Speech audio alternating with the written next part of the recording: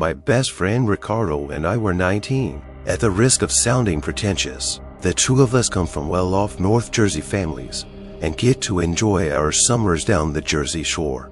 My house is in Delmar, New Jersey, and his is in La Valette. It was a random summer night during one of our last weeks before college. I was at Ricardo's place with his family, lounging on the beach, when I noticed his younger sister and her friends taking pictures of each other. Being 19, I was, of course, completely oblivious to the latest social media trends and jokingly asked them what they were doing. Apparently, photodumps were all the rage. While this sounded cringeworthy to me, I suddenly had a fantastic idea. See, Ricardo and I had just made some pretty massive online purchases that we intended to show off. I had just gotten a brand new surfboard that I wanted to take out and break in for the first time, and I had purchased a drone that he had been telling me about for the past few weeks. It was a pretty incredible piece of tech, especially for the time. He had just finished setting it up and was eager to try it out for the first time. Like I said, I had the idea to take some photos of the two of us using our brand new toys and post our very own photo dump. We would have a lot of time to kill on the beach before sundown anyway. I don't remember who suggested what, but one of us came up with the idea to attach the camera to the top of the surfboard so that we could get some cool photos from the ocean. The two of us approached his sister and asked to borrow her camera. She was a bit reluctant at first, but Ricardo worked his magic on her, and she ultimately agreed. He and I then grabbed our stuff and headed towards the water. Once we got there, Ricardo positioned the camera on the nose of my surfboard. Taping it down tightly, I picked up my board, trying my best not to shift the camera, and proceeded to paddle out. He manned the controller for the drone, hovering it just above the water, tracking my every move. We did this for hours, hoping that some of our hundreds of photos would come out the way we envisioned them. Eventually, the sky began to dim, so we called it a day and headed back to his place. His sister pounced on us when we got back to the house, excitedly asking for her camera back. We gave it to her, and she immediately went to check out the photos. Ricardo and I knew we wouldn't be able to hold her attention long, so we retreated to his room. Getting ready to review the photos on his laptop, I stood behind him as he hooked up the drone and began the upload. I heard the sound of heavy footsteps coming up the stairs. A few seconds later, Ricardo's sister appeared at his door, holding her camera. Looking deeply troubled, Ricardo looked up at her and asked what was wrong. She tossed the camera onto his bed. Clearly distraught, he picked it up and examined it, seeing the last photo that was taken. Now, this particular camera had a setting that would take rapid-fire shots every few seconds. We must have left it on that setting, resulting in many photos being taken every second. This setting also caused the lens to periodically zoom in and out. The shot that was on display was a zoomed-in, grainy picture of a person, but something was very wrong with this picture. The figure in the photo was eerily inhuman, almost alien in appearance. The eyes were unusually large and appeared to have a strange, menacing glare. The skin looked smooth and featureless, reflecting an unnatural sheen. It was clear that we hadn't encountered a human. We were both staring at the photo in disbelief. Ricardo and I tried to make sense of what we were looking at. Was this some kind of elaborate prank? We examined the other photos and found more of the same strange figure in various poses. Some showed it standing on the shore, while others captured it in the water, seemingly watching me. The more we looked, the more we realized these photos weren't doctored. There was no way anyone could have known our exact location or planned such an elaborate hoax. We were genuinely terrified. Ricardo's sister called us downstairs to eat.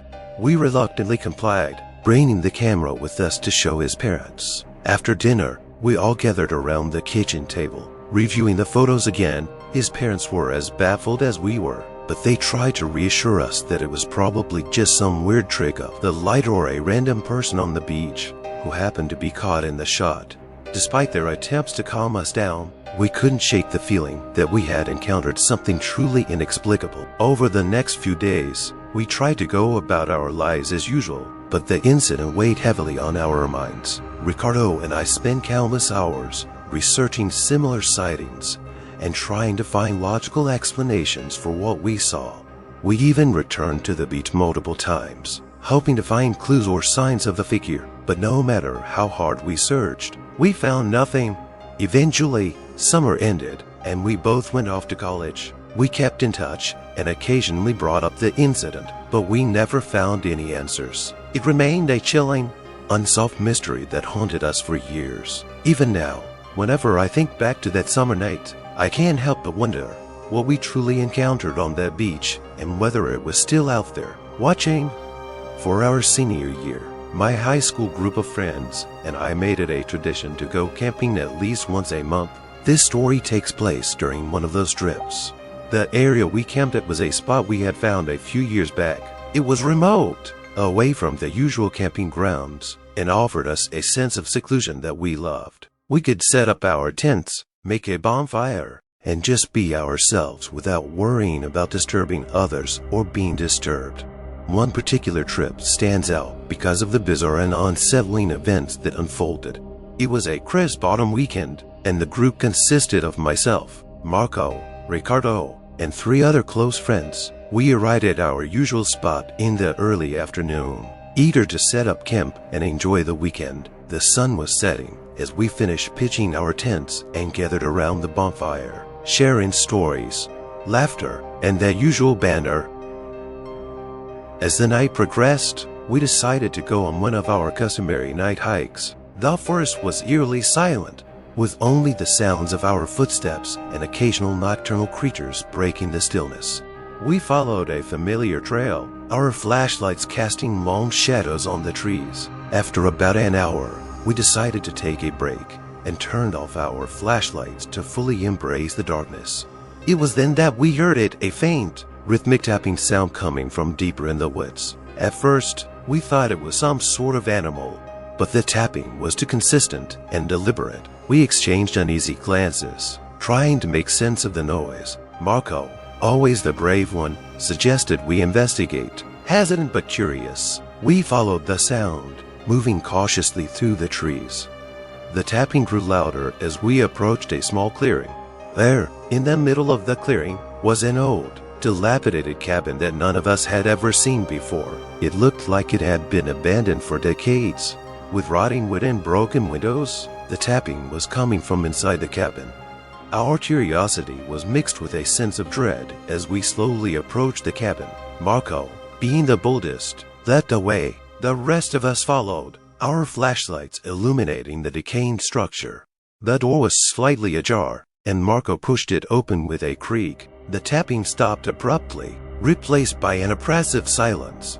We stepped inside, our flashlights revealing a room filled with old, dusty furniture and cobwebs. The air was thick with a musty odor. As we moved further into the cabin, we noticed strange symbols etched into the walls, some of which looked disturbingly like runes or sigils. Our unease grew with each passing moment. Suddenly, Ricardo pointed towards a corner of the room where a small, ancient-looking chest sat. It was partially open, and the tapping had resumed, now emanating from the chest. Marco, driven by curiosity, approached the chest and carefully opened it all the way. Inside, we found a collection of old photographs, letters, and a peculiar-looking wooden box. The photographs were black and white, depicting a family that seemed to have lived in the cabin many years ago. The letters were written in a language none of us could understand. Marco reached for the wooden box and opened it. Inside was an intricately carved wooden figure, resembling a humanoid creature with elongated limbs and a distorted face. The tapping stopped the moment it touched the figure, and an overwhelming sense of dread washed over us. Without warning, the door to the cabin slammed shut, plunging us into darkness. Our flashlights flickered and then went out completely, leaving us in pitch blackness. Panic set in as we fumbled to find our way out. The air grew colder, and we could hear faint whispers echoing around us. It felt like we were being watched by unseen eyes. Desperate to escape, we managed to find the door and burst out into the clearing, gasping for breath. We ran back to our campsite, not daring to look back. Once we reached the safety of our campfire, we tried to make sense of what had just happened. None of us could explain the bizarre events. and we agreed to never speak of the incident again. We spent the rest of the night huddled around the fire, too scared to sleep. The next morning, we packed up our campsite and left the woods, vowing to never return to that spot. To this day, the memory of that night remains etched in our minds. We often wonder about the cabin, the strange symbols, and the wooden figure. Some of us have even speculated that we might have stumbled upon something otherworldly or supernatural. Despite the fear and uncertainty, our camping trips continued, but we were much more cautious about where we ventured. The incident served as a chilling reminder of the unknown dangers that can lurk in the most unexpected places.